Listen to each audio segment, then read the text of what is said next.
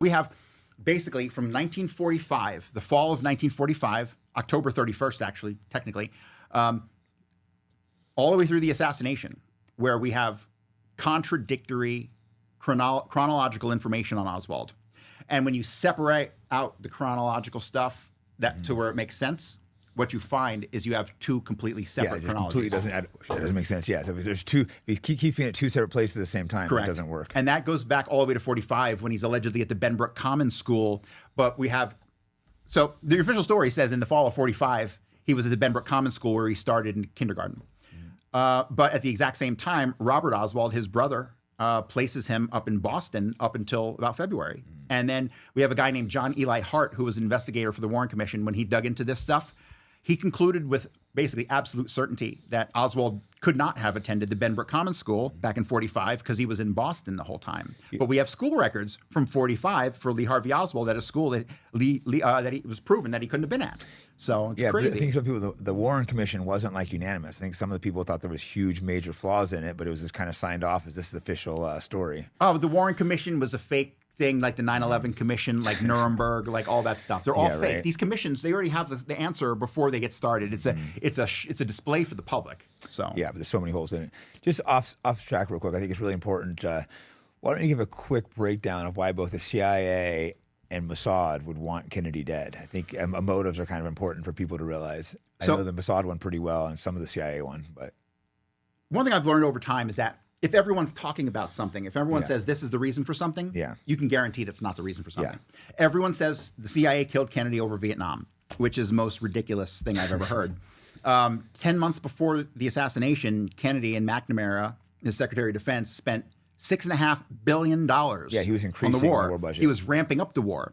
His executive order that was meant to reallocate troops in South Vietnam, what that really was, and you'll find this in the ZR rifle files, the CIA specifically commented on that executive order, and they knew that executive order was meant to put pressure on Diem, the president of South Vietnam, to do what they wanted him to do in regards to North Vietnam, and he didn't. And so what they do? They killed him, right? Yeah. So that is, to me, that shows beyond all doubt that he wasn't pulling out of Vietnam. It's so stupid.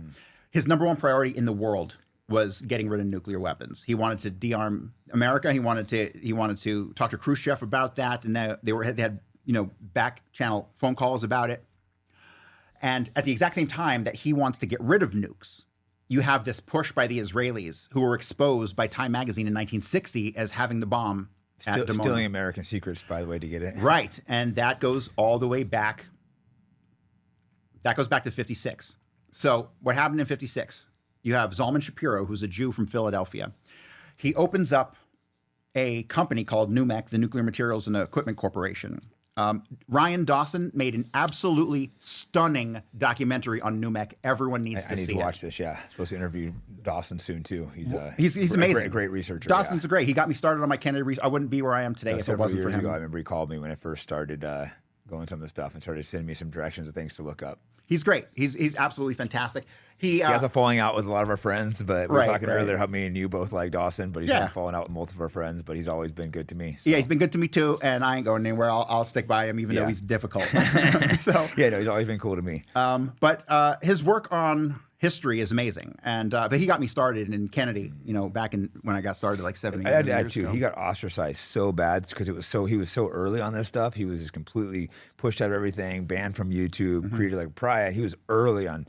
Tons of research, not just Kennedy. He has all kinds of different topics. Oh, he's got a bunch of videos out on World War II under a pseudonym that most people don't know is Ryan Dawson, but it is. Because there's certain World War II topics that you got to be a little careful talking about. Yeah, so when it comes to the Israelis, you have your relationship with the mob going back like we talked about and all the stealing from the bunkers. Yeah. But Zalman Shapiro started the Numeck Corporation, and over a period from 56 to 64-ish, they stole about 500 pounds or 600 pounds of enriched uranium that was... So you have a certain amount of... These people shouldn't This is treason, yeah, absolutely. But they got away with it. Absolutely, totally. And it was covered up by the CIA. The CIA has been backstabbing America forever. It's crazy. Okay? Yeah. These fucking people, I despise them with a passion. Anyone who's worked for the CIA, contracted with the CIA, should all be hung as traitors. Yeah, I mean, I wouldn't say everyone, but the ones that actually betrayed the country, they're absolute disgusting, vile, the stuff they've done, like letting these guys steal the stuff, like they betrayed our country. They betrayed our country from day one. In multiple ways. And it's not just Israel, there's tons of ways, but Israel's a big part of it. Israel's a big part of it because Israel was set up as basically a shell company of a country. It was meant so they could go do all the illegal stuff that none of their home countries would allow them to do. That's why Israel is the shell company of a country. I mean, that's exactly what they are. But yeah, the relationship with the mafia and the CIA, and it all goes back to like, you can prove these relationships. And to me, the relationships are what history is about. Yeah. Yeah, when you can prove the relationship, I think it shows something. There might be little pieces you can't, but there's enough evidence where it's obviously something there. And Meyer Lansky, he's the boss of all bosses. He helped fund and send weapons to Israel. He was very much a part of the founding of Israel.